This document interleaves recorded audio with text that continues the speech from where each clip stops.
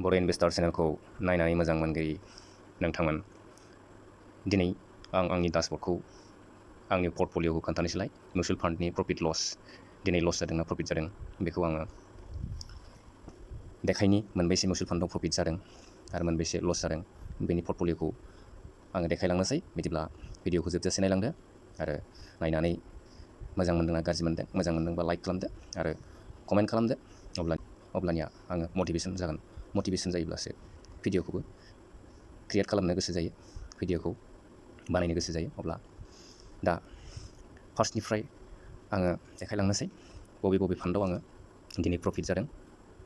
बिदिब्ला first time SBI contra fund, बेवहाय जादों 253.84%, 253 रुपिस प्रफिट। नेक्स्ट जाबाय SBI Magnum mid cap fund direct plan growth, बेवहाय 250, फ्राय एखेफ्राम प्रफिट जादों मोननैयावबो। नेक्स्टआ जाबाय Canara Robeco small cap fund, बेवहाय 219 प्रफिट जादों। बेनिफ्राय Nippon India small cap fund, बेवहाय 53 रुपिस प्रफिट जादों। बेनिफ्राय Nippon India large cap fund, बेवहाय 69.97 प्रफिट जादों। Tata small cap fund direct growth, बेवहाय 16.98 रुपिस अनलि, बेबायदिल' प्रफिट जादों। बेनिफ्राय मा फान्ड दंबावो टाटानिफ्राय? Next bank of India small cap fund direct growth, बेवहाय only 31.68 rupees. SBI small cap fund, बेवहाय 5 रुपिस अनलि। पाराम्परिक flexi cap direct growth fund, बेवहायबो 13.46 रुपिस अनलि। वान small cap fund direct plan growth, बेवहायबो 21.90 rupees. बेखिनिल'। माने interesting जादों दिनैनि जितु मिउचुवेल फान्डनि पर्टफलिय'आ गासैबो ग्रिन गोजा, टटेलि ग्रिनानो गोजा। माने एसेबाबो साहा खरसा प्रफिट जादों सानना लाजायो। 20 थाखायाबो साहा खरसा, 13 थाखायाबो साहा खरसा, गासिबो एसे जास्ट एसे आंनो दिनै प्रफिट देखायजोबदों। बांसिन प्रफिटआनो जाबाय लामसाम इनभेस्टमेन्ट खालामनाया बांसिन प्रफिट होदों। माने जेसेबां बुरजा इनभेस्ट जायो एसेबांनो प्रफिटआबो बुरजा जायो। इनभेस्टआ बुरजा जानो हायोब्लासो प्रफिटखौबो बुरजा नुनो मोनो। नायदो, बे मोनथामावहाय बांसिन प्रफिट, मोनथामावबो लामसाम इनभेस्ट जानानै दङ। अब्ला पर्टफलिय'आ गासिबो ग्रिनानो दंजोबो दिनै। मानि थाखाय ग्रिन जादों? बे जाबाय शेयार मार्केटनि स्टक्सफोरनि पारफरमेन्सनि सायाव दिनै आंनि मिउचुवेल फान्डनि जितु प्रफिट लस बेखौ नुनो मोननाय जाबाय। शेयार मार्केटनि जितु स्टक्सफोरनि पारफरमेन्सआ गोजौ फारसे, बयबो जुदि पजिटिभ फारसे मुभमेन्ट दावखोयोब्ला मिउचुवेल फान्डआवबो प्रफिटखौनो नुनो मोनो।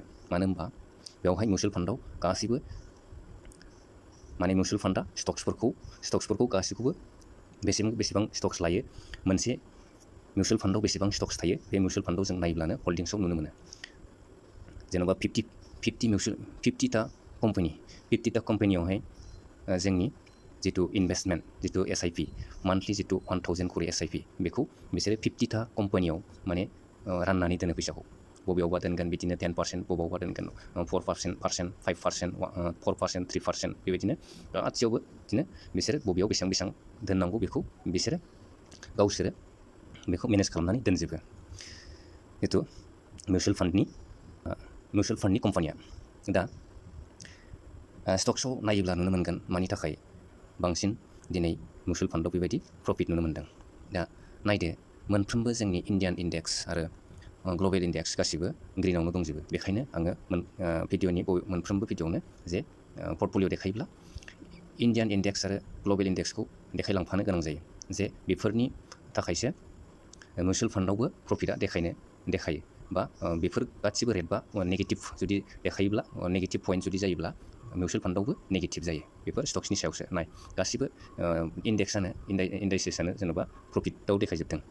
बिदिब्ला बेखायनो ग्लबेलावबो नायबा मिथिसिगोन, ग्लबेलनि पारफरमेन्सआबो, ग्लबेलनि जितु मार्केटनि मुभमेन्टआबो गासिबो ग्रिन देखायजोबदों, गासिबो पजिटिभ लाइनाव। बेनि थाखायनो मिउचुवेल फान्डआव मा जादों? प्रफिट देखायदों। बेखौ जोङो आगोलनो मिन्थिना मोनग्रोखायो। सानसे सिगांनो जोङो मिउचुवेल फान्डआव गाबोन प्रफिट जागोन ना जाया बेखौ जोङो हमना मोनग्रोखायो। जोङो मार्केटनि कन्डिसनफोरखौ नायनानै, कम्पानिनि स्टक्सफोरखौ जोङो गासैनिबो पारफरमेन्सआ गोजौ फारसे मुभमेन्ट जादोंना जायाखै बेफोरखौ नायोब्लानो जोङो जितु मिउचुवेल फान्डनि पर्टफलिय' बेयो गाबोन प्रफिटआव फैगोन ना लसाव फैगोन एसेबाबो हमना मोनखायो। बेखायनो शेयार मार्केटनि स्टक्सफोरनि शेयार मार्केटआव माबायदि जोङो नलेज लानांगौ बेफोरखौ जोङो सोलोंग्रोनानै लानांगोन। शेयार मार्केटनि नलेजखौ सोलोंग्रोनानै लायोब्लासो जोङो बेवहाय इनभेस्ट खालामनायनि जिथु प्रसेस बेफोरखौ सोलोंना लानानैसो शेयार मार्केटाव जोङो इनभेस्ट खालामनांगौ। बिदिनो जुदि इनभेस्ट खालामनोब्ला शेयार मार्केटाव रोङै अबस्थायाव जुदि इनभेस्ट खालामनोब्ला थाबैनो जोङो मिउचुवेल फान्डआव हाबग्रोनो हायो। मिउचुवेल फान्डआव जोंनि एसेबां रोंनांगौनिबो एसेबां गोनांथि गैया। मानो होनबा मिउचुवेल फान्डआव जोङो डाइरेक्टलि जे मिउचुवेल फान्डआव माबायदि इनभेस्ट खालामनांगौ बेफोरनि नलेजखौ माखासे जोङो सोलोंग्रोना लादो। बेनि उनावहाय जोङो मिउचुवेल फान्डआव डाइरेक्टलि इनभेस्ट खालामोब्लानो जोंनि जिथु प्रफिट लस बेखौ बिसोरनो मेनेज खालामनानै होखायो। मिउचुवेल फान्ड कम्पानियानो बबे कम्पानियाव माने बेसेबां पार्सेन्टनि जों SIP दोननायखौ राननानै दोनो बेफोर बिसोरनावहाय गासिबो बिसोर खालामजोबखायो, गासिबो मावजोबखायो बिसोरनो। बेखायनो जोङो मान्थलि SIPल' जोङो अट'मेटिक एकाउन्टनिफ्राय दानना लांबाय थानायखौ दाननानैल' लांबाय थागोन। बेनि उनावहाय मास मोनफ्रोमबो मान्थलि जोंनि फैसाया बेवहाय इनभेस्ट जाबाय थागोन, प्लास जादेरबाय थागोन। जेसेबां इनभेस्ट खालामगोन, जेसेबां इनभेस्टेड एमाउन्टआ जेसेबां बुरजा जागोन, एसेबांनो नोंनि माने केपिटेल जिथु इन्टारेस्ट ग्र' बेफोर दावखोलांबाय थागोन गोजौ फारसे। बिदिब्ला दिनैनि टटेल प्रफिटआ बेवहाय जोङो केलकुलेट खालामनानै मोनसिगोन बेसेबां जाखो नायदो। टटेल प्रफिटआ जाबाय दिनैनिया 1 डे रिटार्न, सानसेनि प्रफिटआ 939.80 बेबायदि रिटार्न होबाय। माने 900 थाखा दिनै आङो प्रफिट नुनो मोनबाय। गासिबो प्रफिट जानानै बिसिम प्लास जानानै बेबायदि नुनो मोनबाय। माने रिटार्न 1 डे रिटार्नआ जाबाय 0.81% बेबायदि रिटार्न देखायदों दिनै, मोनफ्रोमावबो एसे पार्सेन्ट।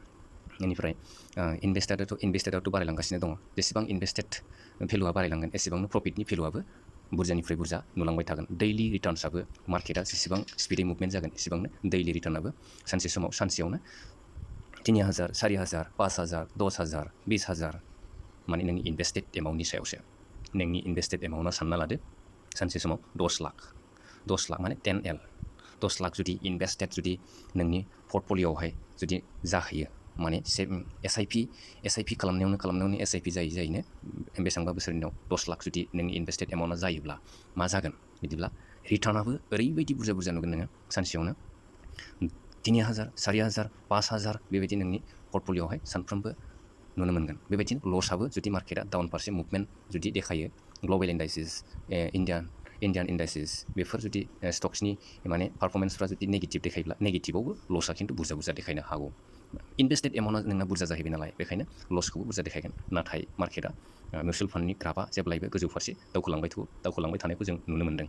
बे वाइसै जोंनि जिथु प्रफिटआ गोजौ फारसे थांबाय थागोन। जोंनि जिथु बे नुनाय टटेल रिटार्न्स 2918 थाखा, बे जिथु नुनाय टटेल रिटार्न्स बियो जेसेबां इनभेस्टेड जागोन बियो टटेल रिटार्न्सआबो माने जेसेबां जोङो मिउचुवेल फान्डआव जेसेबां बोसोर 15 बोसोर 20 बोसोर बेबायदि जोङो जेसेबां सम होगोन, जेसेबांनो SIP खालामलांबाय थागोन बे बोसोरसिम, अब्लानिया जोंनि जिथु रिटार्न बियो जोंनि इनभेस्टेड एमाउन्टनिफ्राय जेन'बा 10 लाख नोङो इनभेस्टेड जाबाय, बे एमाउन्टनिफ्राय डाबल गुन जोङो कम्पाउन्डिं जानाय नुनो मोनगोन। नोंनि इनभेस्टेडआ 10 लाख जायोब्ला नोंनि कम्पाउन्डिं जानानै नोंनि टटेल रिटार्ना 10 लाखनि डाबल जाहैनो हागौ। नोङो केलकुलेट खालामना नायोब्लानो नोङो बे रिटार्नखौ माने हमनो हाफ्रामगोन। जेन'बा नों केलकुलेसनावहाय नों नुनो मोनगोन, बा नोंनि जिथु फिउचार प्लेन बे हिसाबै नोङो इनभेस्ट खालामलांबाय थायोब्ला नोंनि मेगनजोंनो नुलांबाय थागोन।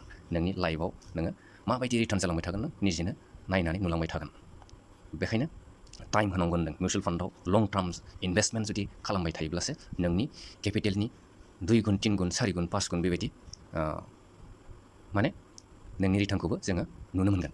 अब्लानियासो जोङो मिउचुवेल फान्डआव सानसे समाव गिदिर एमाउन्ट नुनो मोनहैयो। सम होनो हानांगोन। बेखायनो दा आङो मोनफ्रोमबो पर्टफलिय' देखायनायजों लोगोसे बेबायदिनो एसे एनै आं बुजिनानै मोननाय, आं रोंनानै मोननायखौ बेबायदिनो एक्सप्लेनबो खालामदेरलांनाय जागोन।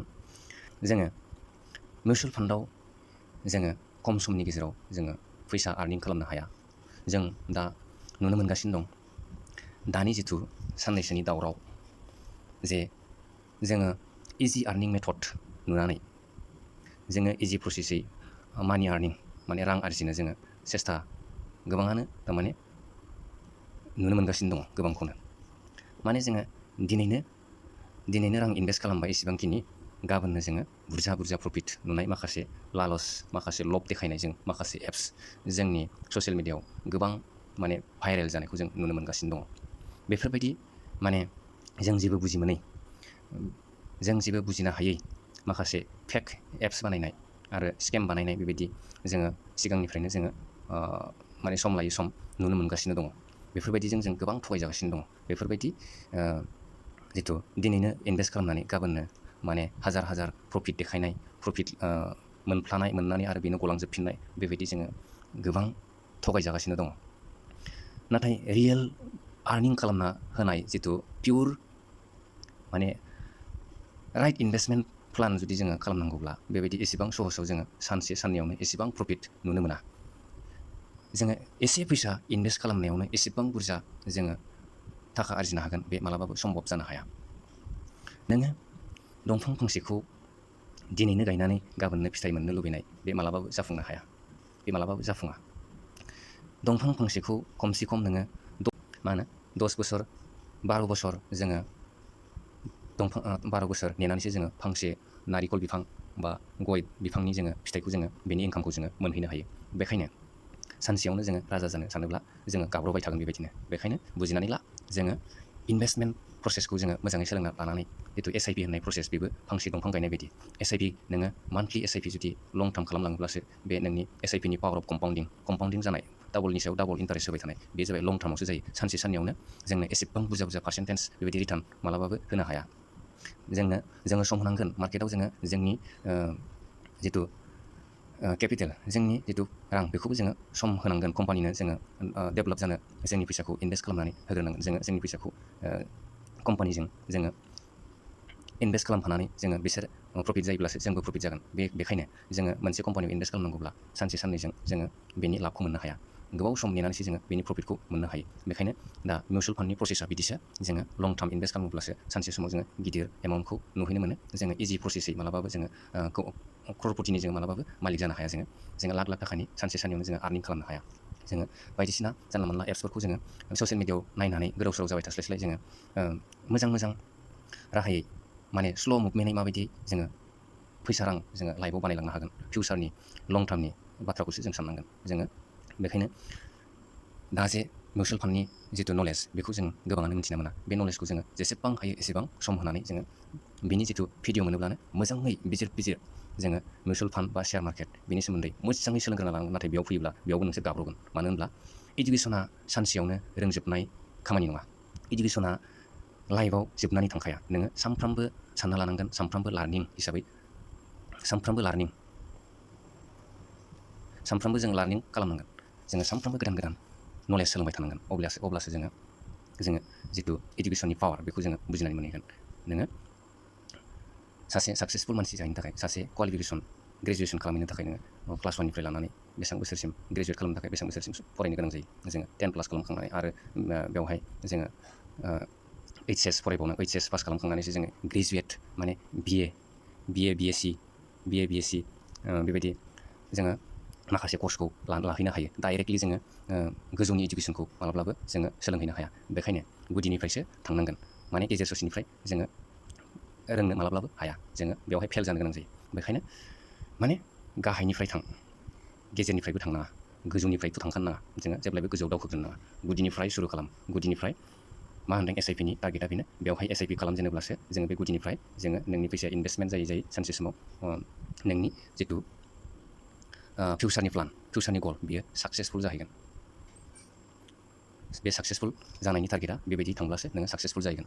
अके, बिदिब्ला दिनैनि भिडिअआ गोलाव जाबाय। जेसेबां थारमाने एक्सप्लेन खालामो एसेबांनो बाथ्राया बोरैबा ओंखारलांफ्लांबाय थायो भिडिअआ। बेखायनो गोलावबो जालाङो आंनि भिडिअआ।